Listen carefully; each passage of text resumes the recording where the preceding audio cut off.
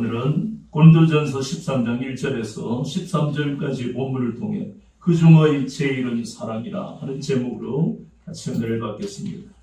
이 13장은 우리가 잘 아는 사랑장이라고 하는 겁니다. 이사야서 55장은 우리가 초청장이라고 그러고, 마태복음 10장은 예수님이 제자들을 세상에 보내시는 파송장이라고 부릅니다. 참 신기하지 않습니까?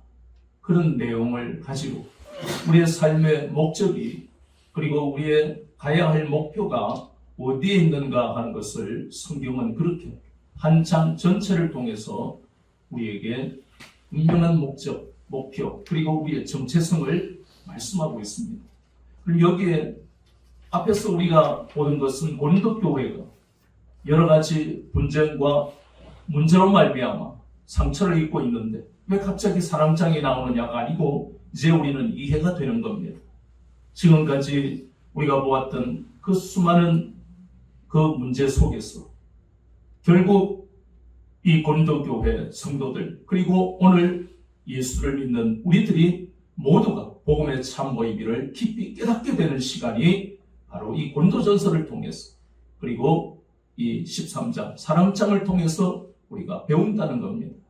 그것은 고린도 교회에 가장 필요한 것은 성경 지식도 정말 중요합니다. 은사도 정말 중요합니다. 신앙생활을 하는데 이 능력을 받으면 얼마나 힘있게, 그리고 역동적으로 신앙생활을 할 수 있겠습니까? 그러나 주님은 우리에게 가장 중요한 것. 그래서 지난 시간에 우리가 12장 31절에 보면 너희는 더욱 큰 은사를 사모하라. 내가 또한 가장 좋은 길을 너희에게 보이리라. 더욱 큰 은사라고 미리 말씀하셨잖아요. 은사도 중요하고 성경 지식도 깊이가 있어야 돼요. 그러나 그 무엇보다 가장 중요한 것은 사랑이라 하는 것을 우리에게, 또 고린도 교회 성도들에게 깨닫게 하시는 겁니다. 그들은 특별하게 은혜를 많이 받았어요. 고린도 교회 성도들은 다양한 은사들을 받았습니다. 앞에서 우리가 봤던 고린도전서 12장 8절부터 11절까지 은사에 대한 말씀입니다. 그리고 28절에도 또 은사에 대한 말씀이 나와요. 이것은 로마서 12장에 나오는 것과 에베소서 4장에 나오는 그 은사와 차이가 있다고 그랬죠. 이것은 특별한 사람들이 받는 거예요. 아무나 받을 수 있는 것이 아니다. 구원을 받으면 모든 은사가 위로부터 하나님께로부터 내려와서 구원받으면 모두가 은사를 받습니다. 그러나 그 중에 성령 하나님이 주시는 은사는 내가 받고 싶어도 못 받고, 내가 받고 싶은 은사를 못 받을 수도 있는 다른 은사를 받을 수 있는, 그래서 이건 아주 특별하다는 겁니다. 신앙생활이 굉장히 힘있게 역동적으로 갈 수 있도록 만든 그 모든 것의 귀결점은 마태복음 10장에 나오는 대로 파송장입니다. 이것을 가지고 자랑하거나 교만해져라고 특별한 은사를 주시는 게 아니라 결국은 세상에 파송하시는 거예요. 성령을 체험하고 은사를 체험했는데도 세상 속에서 소금과 빛이 되지 못하면 그것은 은사가 아무 그 사람에게 소용이 없는 겁니다. 못 받은 사람보다도 더 못한 인생이 되어버리는 겁니다. 우리의 신앙의 귀결점은 항상 세상의 파송입니다. 그리스도의 향기를 풍기고 그리스도의 편지가 되는 것이, 그것이 바로 주님이 이 땅에 구원받은 하나님의 자녀들에게 내린 지상 명령입니다. 하나님의 명령에 우리는 준행하고 순종해야 되는 것입니다. 그런데 안타깝게도 고린도 교회, 그리고 오늘날 수많은 교회들이 이런 모습을, 안타까운 모습을 보이고 있더라. 이 고린도 교회는 특히 분쟁과 수많은 문제를 일으키고 있는 교회입니다.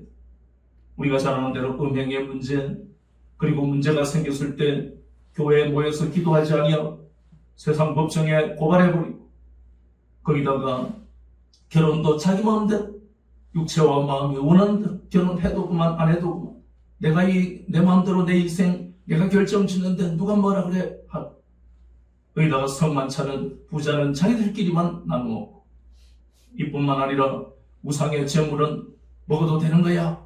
아니 그걸 먹으면 어떡해? 해서 교회 내에 믿음이 강한 자와 약한 자 사이에 갈등이 생기고, 믿음이 강한 자는 약한 자들을 업신여기고, 그리고 믿음이 약한 자들은 믿음이 강한 자를 비난해버리고, 거기다가 지난 시간에 우리가 보았던 은사도 이 은사가 좋은 거야? 저 은사가 더 능력 있는 거야? 아직도 은사를 못 받았니? 이러한 문제, 그리고 앞으로 다룰 부활의 문제, 이러한 모든 문제 한두 가지라 아니다. 이렇게 하나님이 은혜를 베푸신 교회에 오늘날도 그렇잖아. 이렇게 수많은 문제가 고린도 교회만 그렇지가 아니고 오늘날 여러분들 귀로 들리고 보는 바와 같이 고린도 교회와 비슷하거나 더 많으면 더 많지.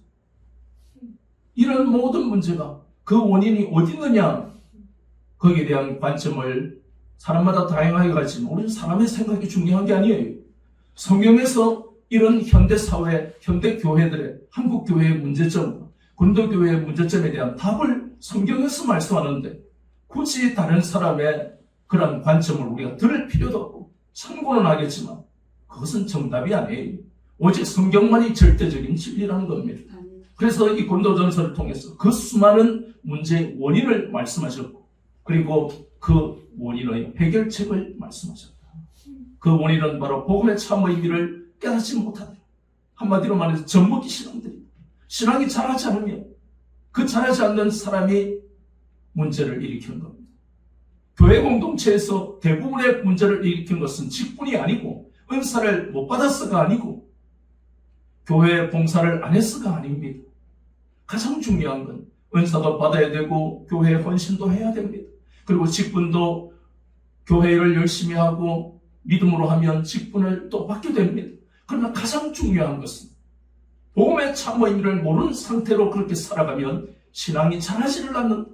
항상 교회를 시끄럽게 만들고 교회를 찢어지게 만들고 장로파, 교회파 이런 식으로 나뉘게 하는 것은 본문에 나오는 고린도전서 1장 말씀처럼 바울파, 게바파, 아볼로파, 그리스도파, 이게 오늘날 목사파, 장로파, 무슨 파, 이거 똑같은 거예요. 그 모든 원인이 복음의 참 의미를 깨닫지 못하기 때문입니다. 날마다 우리는 하나님의 말씀을 알아가야 되고 배워야 된다는 겁니다. 그냥 배우면 지식이 됩니다. 그래서 우리는 날마다 성령님을 의지해서 진리와 계시의 성령님, 오늘도 제가 젖먹이 신앙에 머물지 않고 하나님이 주시는 그 복음의 능력을 체험하면서 믿음의 진보를 이루어 하나님의 기쁘시게 하는 인생이 되기를 원합니다. 성령님 도와주세요. 날마다 우리의 기도가 바로 이것입니다. 눈만 뜨면 기도할 때 성령님 오늘 하루도 믿음으로 승리할 수 있도록 말씀과 성령으로 나아가는 하루가 되게 주옵소서. 내 자신이 가진 것으로 인생을 살아가는 것이 아니라 성령님의 도우시는 그 은혜로 살아감을 고백합니다. 이것이 우리에게 습관이 되지 않으면 믿음은 자라지 않습니다. 그래서 문제를 일으키는 수많은 은사를 받았음에도 이런 분쟁과 많은 문제를 일으키는 고린도교회 성도들하고 똑같이 된다는 것입니다. 그래서 그들은 방언을 받아놓고 오늘 본문의 말씀해 보니까 방언이 얼마나 이게 대단한 은사인데 그렇잖아요. 이 방언은 가장 먼저 뭘 한다고요? 하나님을 찬미한다고 했습니다. 나를 구원하신 은혜를 감사합니다. 성령님 날마다 나와 동행하시고 도우시는 은혜를 감사합니다. 이게 방언의 첫 번째 목적이에요. 아무나 받는 게 아니에요. 또. 그런데 그들은 방언의 은사를 받았지만 뭐가 없었다고요? 사랑이 없었다. 우리는 옛날에 생각하잖아요. 그 사랑도 별거 있나? 사랑하면 되지. 근데 사랑처럼 어려운 게 없습니다. 내 부모, 자녀들을 봐도 우리가 혈연인데도 사랑하지 못하잖아요. 그런데 남을 사랑해라니까 거의 불가능에 가까운 겁니다. 왜 그렇게 어려우냐? 마태복음 18장 21절부터 35절까지의 말씀이 근거입니다. 사랑 전 단계라면 표현이 이상하지만 사랑보다는 조금 쉬울 것 같은 뭐도 안 됩니까? 용서도 안 되죠. 그렇잖아요. 용서가 되지 않으면 사랑할 수 없어요. 용서가 얼마나 힘든지. 우리가 다 1만 달란트나 되는 죄의 빚을 탕감받았는데 100데나리온도 안 되는 다른 사람의 허물을 용서하지 못하는 게 우리잖아요. 그런데 무슨 사랑을 이야기합니까? 고린도 교회가 그런 게 아니고요. 오늘날 교회 다니는 사람들이 다 똑같아요. 고린도 교회를 보는 게 아닙니다. 지금 역사 시간이 아니에요. 이 고린도 교회라는 이름만 있을 뿐이지 무슨 교회는 다 똑같다는 것을 아셔야 됩니다. 그래서 그 문제점과 해결 방법을 우리는 성경에서 지금 찾는 거예요. 성령님의 인도하심을 따라가고 있는 것입니다. 그래서 사랑이 없으면 방언을 받은 게 대단하다 할지라도, 사람의 방언과 천사의 말을 할지라도 무엇이 없으면, 사랑이 없으면 소리나는 구리와 울리는 꽹과리가 된다. 성경은 그렇게 말씀하고 있죠. 생각해 보십시오. 사물놀이도 아닌데 거기에는 음률이라도 있잖아요. 음의 선율이라는 게 있어서 꽹과리를 쳐도 뭔가 신이 난다, 신명 난다 이러는데 막 대놓고 두드리면 이건 뭡니까? 음악도 아니고 아무것도 아니고 소음이다. 소음. 그러니 이 무서운 말씀 아닙니까? 방언 받기도 힘든데, 방언을 받았는데 뭐가 없으면, 사랑이 없으면 소음이라고, 안 하는 말 못하다는 겁니다. 바울이 그랬잖아요. 내가 1만 방언을 말한다. 그러나 자제한다. 방언을 해라. 개개의 덕을 위해, 신앙의 유익을 해라. 그런데도 바울은 얼마나 자기를 날마다 쳐서 복종을 시키는지, 사랑이 없으면 울리는 꽹과리가 되니까 바울은 알았다는 겁니다. 또 방언을 못하는 사람은 고린도교회, 고린도라는 말을 뺍시다. 오늘날 교회가 다 똑같으니까. 교회는 방언을 못하는 사람을 또 무시하는 거예요. 아니, 신앙생활을 10년이나 했는데, 20년이나 했는데 아직도 방언을 못 받았어? 이렇게 하는 게 바로 정죄고 비판입니다. 받고 싶다고 해서 받아지는 게 아니라는 것을 성경은 말씀하고 있잖아요. 그리고 방언이 다가 아니라고 또 성경은 말씀하잖아요. 주님이 말씀하시는데 거기에 반대되는 목소리를 내는 것은 죄를 짓는 겁니다. 죄를 지으면 자기 머리로 돌아가게 돼 있어요. 그래서 우리가 생각을 잘해야 되고 말을 잘해야 됩니다. 말 한마디가 바로 자기에게 100배로 돌아가게 돼 있어요. 안 좋은 게. 근데 제가 말하는 게 아니고요. 그래서 우리가 말씀을 알아야 죄를 짓지 않는 겁니다. 죄를 지어도 회개를 할 수 있는 거예요. 그리고 예언의 은사를 받아 사랑이 없으면 아무 의미가 없는 것이다. 다른 사람의 앞날에 어떤 것을 성령님이 역사하셔서 집사님 이렇게 될 거야, 이렇게 하는 게 좋아 해놓고 자기는 사랑이 없습니다. 무슨 의미가 있느냐? 또 계속해서 말씀하고 있습니다. 또 거기에 보니까 산을 옮긴 만한 믿음, 이것을 우리는 앞에서 믿음의 은사라 그랬지요. 큰 믿음을 말합니다. 이것은 아무나 가질 수 있는 게 아니에요. 생각해 보십시오. 얼마나 대단한 여호수아가 야, 해와 달은 멈출지어다. 이게 무슨, 다른 사람 볼 때 호황된 무슨 해와 달이, 자기가 하나님도 아닌데 금방 진. 여호수아에게는 산을 옮길 만한 믿음이 있었다는 겁니다. 모세도 마찬가지였고 아브라함도 그랬습니다. 히브리서 11장 19절에 아브라함은 하나님이 죽은 자 가운데서 이삭을 다시 살리실 것을 믿었다. 아니, 이거는 보통 믿음이 아니잖아요. 아들을 제단에 올려놓고 삭도로 아들을 죽여야만 되는데 그게 번제물입니다. 그리고 태워야 돼요. 그런데 그게 하나님이 농담하시겠어요? 하나님이 사람하고 죽이려고 하는 거예요. 그런데도 히브리서 11장 19절에 보면 그 칼을 드는 순간에도 끝까지 믿었던 것은 하나님이 반드시 살리실 것이다. 왜냐하면 끊임없이 자기가 들었던 말씀은 13장부터 계속해서 18장에 이르기까지 아브라함에게 하나님 주신 말씀은 내 자손들이 바다의 모래알보다 더 많을 것이다. 땅의 티끌보다 더 많을 것이다. 그러니 이삭이 죽으면 어디에서 씨앗이 나옵니까? 이스마엘도 아니라고 하셨는데 이거는 절대적인 믿음인 겁니다. 이게 바로 산을 옮길 만한 믿음이에요. 얼마나 대단한 믿음입니까? 마태복음 17장인가 거기에 보면 변화선 사건이 나옵니다. 다 능력을 받은 제자들인데 예수님이 변호산에 올라오고 난 다음에 귀신 들린 어린아이를 치료를 못합니다. 예수님이 책망하시죠. 믿음이 없다라고 그러지 않죠. 믿음이 부족하다. 믿음입니다.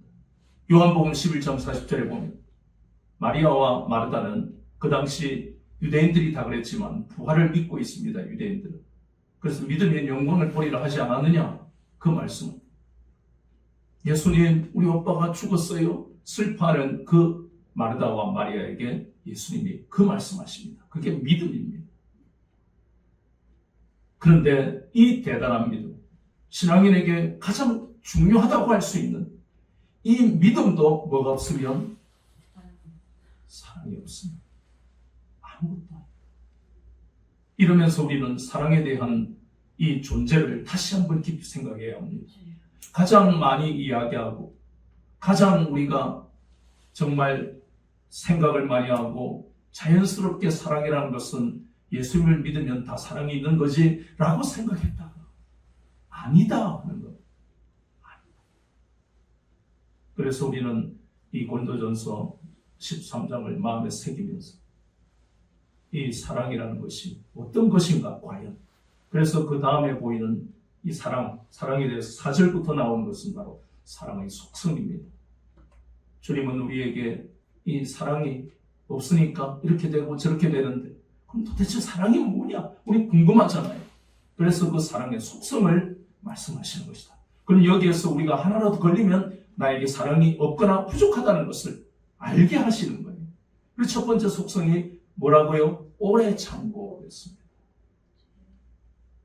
오래 참고. 이것은 그냥 단순히 전역을 앞둔 병장, 말년 병장이 달력을 보니까 말이지 이제 내가 제대할 때가 다 됐어. 이런 오래 참고 도 포함이 되겠지만 성경에서 말씀하는 이 오래 참고는 좀 더 포괄적인 것을 의미한다.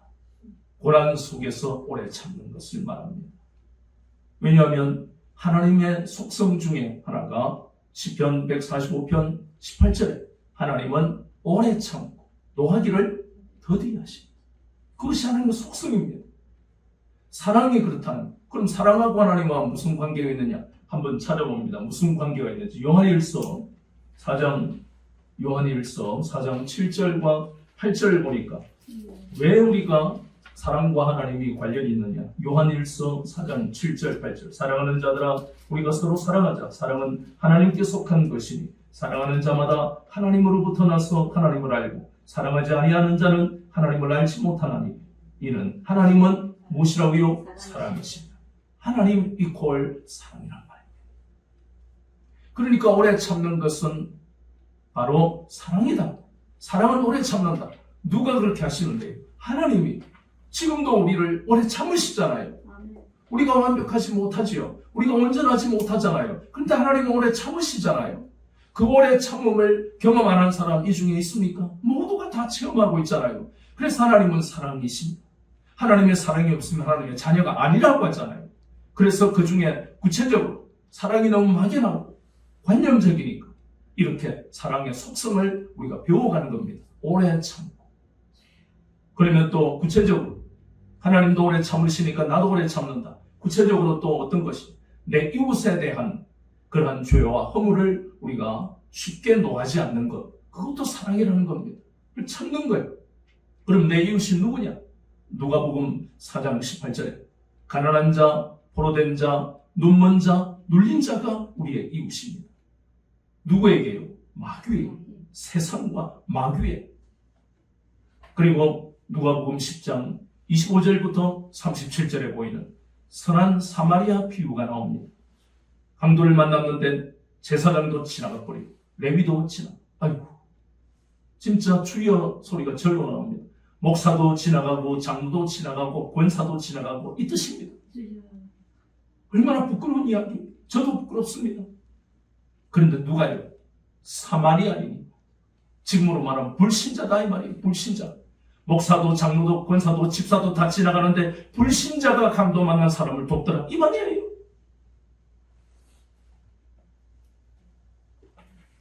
그러니 이렇게 강도 만난 그 강도는 마귀고 세상인 고통당하는 그 이웃들을 우리가 그들이 우리에게 그들의 환경에서 고통스러운 원망을 우리에게 쏟아내더라도 우리는 다투지 말고 성내지 말고 쉽게 다투지 않고 쉽게 성내지 않고 참아야 된다. 그것이 오래 참고의 의미입니다. 전화 잘못 걸리면 왜 나한테 전화 좀 똑바로 걸어 이게 아니고 전화를 잘못하셨습니다. 이거예요. 이거 해야 합니다. 쉬운 건 아니지만 여기서부터 시작되는 거예요. 그 사람이 어떻게 저 사람은 전화를 전해봤지 내가 10통을 해도 저런 사람 없더라. 이게 뭐예요? 하나님이 사랑이시기 때문에 전화 하나에 잘못된 거에 화를 확 내버리는 게 아니라 참는다. 이게 오래 참고예요. 두 번째 사랑은 온유하고 또 시기하지 아니하라. 온유한 주님이 온유하시니까 우리가 닮아가야 되잖아요. 시기하지 않는 게 뭐냐? 창세기 4장 5절에 보니까 우리가 잘 아는 대로 동생 아벨은 하나님 앞에 제물을 바칠 때 하나님이 기뻐 받으시더라. 자, 근데 이 아담의 큰아들은 그렇지 않다는 거예요. 가인이 드린 것은 히브리서 11장에 보니까 믿음으로 드린 게 아니었기 때문에, 그래서 하나님이 왜 내 건 안 받으시고 동생을 시기하고 질투한 거예요. 창세기 4장. 그뿐만 아니라 창세기 37장 11절에 보면 요셉의 형들이 요셉을 시기하고 질투하고, 하나님이 꿈 2가지를 보여주시면서 형들이 아버지 부모도 말이지 내 앞에 엎드리더라. 시기하고 질투하고, 사울 왕도 다윗을 질투했잖아요. 사무엘상 18장 7절 8절에 보니까 다윗이 잘 되는, 다윗은 만만이요 사울은 천천히요. 남 잘 되면은 이렇게 하나님의 백성인데도 배 아파. 이것은 우리 이야기잖아요.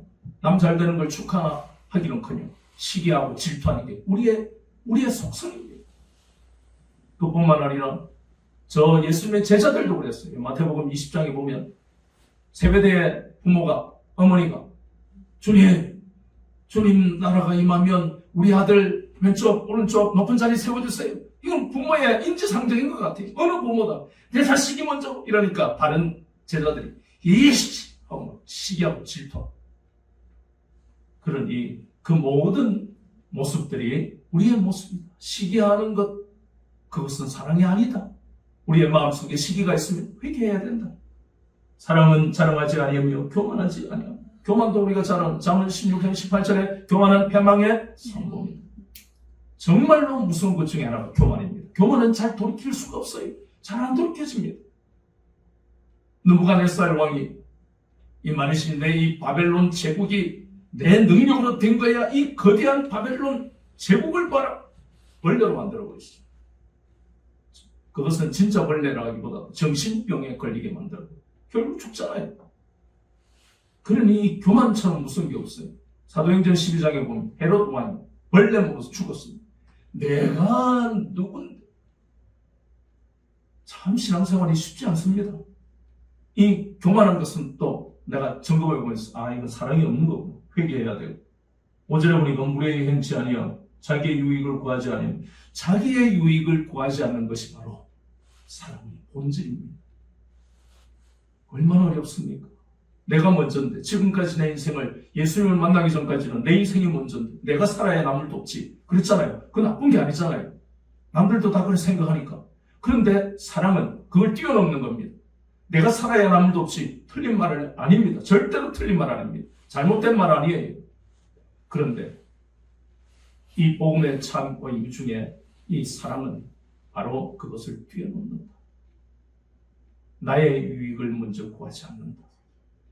믿음이 강한 자가 부족한 것이 바로 사랑이라고 했고 덕이라고 그랬지요. 그것은 남의 유익을 먼저 구해라. 우상의 재물을 먹을 수 있지만 남의 유익, 믿음이 연약한 자들을 위해서 먹지 마라. 그것이 바로 사랑이고 덕이라는 겁니다. 그걸 가르치고 있는 것이 복음의 참 모임이라는 겁니다. 성내지 아니하면, 참 이게 어렵잖아요. 성내지 아니하면, 우리 잠언서 말씀에 한번 보니까 잠언서 19장 19절에 노하기를 맹렬히 하는 자는 벌을 받을 것이다. 내가 그를 건져주면 다시 그런 일이 생기리라. 잠언 19장 19절에, 그 다음에 잠언 29장 22절, 노하는 자는 다툼을 일으키고 성내는 자는 범죄함이 많으리라. 이 성내는 게요, 이 잠언서 말씀을 통해서 우리가 깨달아지는 게, 이것이 모두 실패로, 우리 인생의 실패를 가져오고 우리에게 고통을 가져오구나 하는 것을 우리에게 깨닫게 하는 겁니다. 이렇게 성내는 것은 사랑이 아니다 하는 겁니다.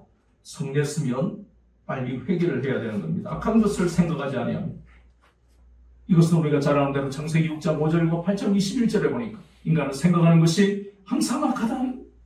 그런 인생을 예수님이 대신해서 십자가에 달려 돌아가셨습니다. 그러니 우리는 여기서 보는 거예요. 악한 것을 생각하지 아니하며 하지만 우리는 항상 악한 것을 생각하는, 생각하는 것이 항상 악하단 말이에요. 그런 인생이 어디 가서 구원받겠습니까? 항상 생각하는 것이 약한데, 요즘 충동 범죄가 많이 일어난다지만 그것은 빈도수가 좀 높을 뿐이지 인간은 항상 이렇게 악하기 때문에, 그러고도 죄의식이 없잖아요. 창세기 3장 1절부터 말씀해 보면 아담과 하와가 선악을 아는 나무 열매를 먹었다. 그것을 성경은 악하다고 말씀하고 있습니다. 악한 생각입니다. 하나님과 비슷하든가 호기심을 나는 이길 수가 없어. 이게 뭐예요? 누구나 다 아무나 다 그럴 수 있지가 아니고, 하나님이 다른 모든 나무 열매는 먹어도 되는데 이것은 먹지 말라라고 명령하셨습니다. 그것을 어겼기 때문에 악한 겁니다. 사람은 실수할 수 있어요. 우리는 그 실수를, 그 허물이 없는 사람이 있을 것이다, 그게 아니라 여기에서 아담과 하와가 악하다는 것은 하나님의 말씀을 어겼다, 명령에 불순종했다, 그 이야기예요. 그래서 아담과 하와는 어떻다고요? 악한 생각을 한 사람들이다. 그것을 성경은 우리에게 깨닫게 하는 겁니다. 악하다 하는 겁니다. 이 악한 생각은 이들만 가지는 게 아니잖아요. 우리가 살아가면서 만나는 수없이 많은 사람들이 우리에게 다가올 때 악한 생각으로 다가오잖아요. 예수님을 안 믿으면 당연히 악한 거예요. 사람을 믿으면 안 된다는 겁니다. 소돔 사람들도 그랬잖아요. 소돔 사람들은 악한 생각, 롯의 집에 온 그 손님들을 우리에게 내놔라. 그거 얼마나 악한 겁니까? 동성애잖아, 동성애. 얼마나 악한 생각입니까? 소돔 사람들뿐만 아니라 이삭의 가정도 창세기 27장에 보면 이삭이 왜 악하지가 아니고, 우리가 하나님의 말씀대로 살지 않으면 그게 악하다는 거예요. 중간은 없습니다. 하나님의 말씀이 절대적 진리라는 것을 우리가 깨닫지 않으면 항상 타협하게 돼 있어요. 이럴 수 있지, 타협입니다. 그것은 우리가 잘 안 되는 건 회개하면 되지만 우리가 타협하면서 중간을 만들어 놓으면 안 돼요. 하나님의 말씀은 중간이 없어요. 창세기 27장에 보면 하나님은 분명히 이삭과 리브가에게 큰 자가 작은 자를 섬길 것이다, 분명히 말씀하셨잖아요. 그런데도 이삭과 리브가는 하나님 은혜를 특별히 받은 사람들인데 편애했지요. 이삭은 에서만 좋아, 그리고 리브가는 야곱만 사랑하고. 이게 악하다는 겁니다. 하나님이 주신 주녀를 왜 차별하느냐면 더 사랑하고 덜 사랑하는 이것이 악하다는 거예요. 그래서 우리가 이걸 분별해야 됩니다. 이삭은 참 대단한 절대적인 신뢰와 그리고 복종을 했던 이삭이지만, 리브가도 똑같이 그 밧단 아람에서 한 번도 얼굴을 본 적 없는 그 이삭에게 시집 오겠다고 했던 절대적인 순종, 남자 아브라함과 똑같아요. 그러나 그건 그거고, 하나님의 말씀에 순종하지 않는 것은 악한 것이다. 그 악한 것은 바로 사랑이 아니다. 그러니까 이삭과 리브가가 그렇게 차별하면서 그 부부의 사랑이 어디 있겠습니까? 자식만 보고 살았겠죠. 부부가 무슨 사랑이 있었겠습니까? 야곱이 그렇게 됐을 때, 야곱아, 하나님이 이렇게 말씀하시는데 순종하자가 아니고 엄마가 먼저 나서서 야, 에서처럼 변장해서 장자의 명분을 받아야지. 이것이 악하다는 겁니다. 6절에 보니까 불의를 기뻐하지 아니하고, 우리는 다 불의하게 살아왔잖아요. 로마서 1장 18절에 보니까 우리는 불경건하고 불의하다, 마음에 하나님 두기를 싫어한다. 그 불의한 것 때문에 예수님이, 우리의 불의한 인생 때문에 예수님이 못 박혔어요. 예수님이 못 박히셔야 될 이유가 하나도 없습니다. 우리의 불의함 때문에, 우리가 불의하니까, 의롭지 못하니까. 그래서 우리를 대신해서, 불의한 인생은 마태복음에 보니까 예수님이 오른쪽에는 영생을, 왼쪽은 영벌을 받는다. 그러면 왼쪽에 있는 사람들은 다 하나같이 공통점이 뭡니까? 불의하게 산 인생. 오른쪽으로 있는 사람은 예수님을 믿어서 의롭게 된 인생. 그래서 우리가 그것을 감사해야 돼요. 그 하나님의 크신 사랑을 경험했기 때문에 이렇게 구체적으로 사랑이 무언가를 배우면서 이것을 우리가 점검해야 된다? 당연히 마땅히 해야 됩니다. 이건 되고 저건 안 되면 안 되는 것으로 회개해야 되는 거예요. 이 말씀을 덮어버리면 내가 사랑이 얼마나 많은데 헌금도 잘하고 어려운 사람이 있으면 내가 말이지 밥도 사주고, 물론 사랑일 수 있지만 가장 중요한 건 성경을 기준으로 사랑이 있느냐 없느냐를 말씀하고 있는 거예요. 그래서 이 중에 한 가지든 여러 가지든 걸리는 게 있으면 그냥 무시하고 넘어가지 말고 회개해. 하나님, 내가 불의했습니다. 하나님, 내가 오래 참지 못했습니다. 하나님, 내가 성내었습니다. 전부 회개해야 돼요. 회개하면 동이 서에 먹은 것 같이 우리의 죄를 옮겨버리시는 놀라운 은혜가 우리에게 있기 때문에 회개가 쉽지는 않지만 해야 합니다. 내 이제 신앙생활 30년 했는데 회개할 게 뭐 있어? 이게 바로 벌써 그 속에 뭐가 있어요? 교만이 있는 것이죠. 교만은 안 꺾입니다. 참, 저도 목회를 하면서 보지만 많은 죄를 짓는 사람들이 다 돌이키기도 힘들지만 그 중에 교만한 사람들이 제일 회개하기 힘들더라고요. 잘 안 돌아오더라고요. 교만하면.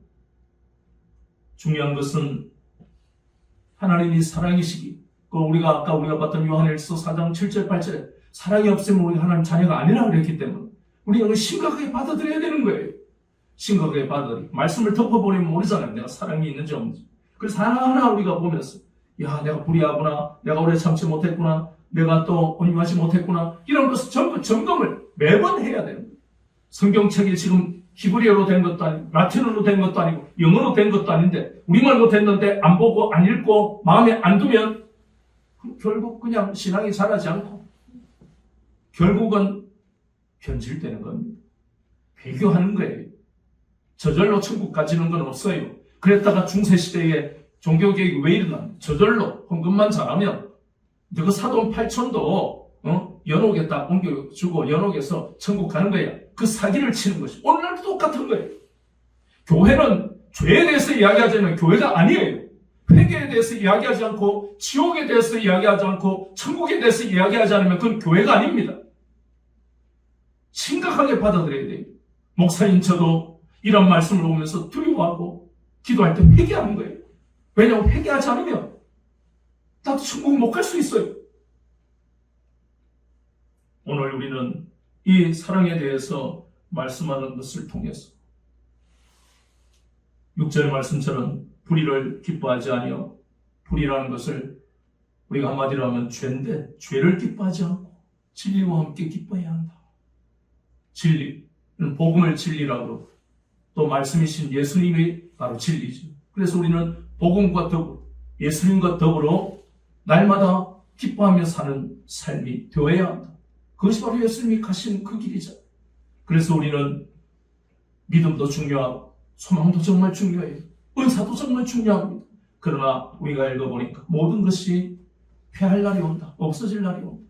그러나 사랑은 없어지지 않는다. 계속 사랑은 남아있다. 우리는 사랑장을 보면서 그냥 앵무새처럼 외우던 그러한 사랑장의 의미가 아니라 요한일서 1장 나오는 7절, 4장 7절과 8절에 나오는데 하나님이 사랑이시기 때문에 내가 사랑이 있는지 없는지 막연한 생각은 위험합니다.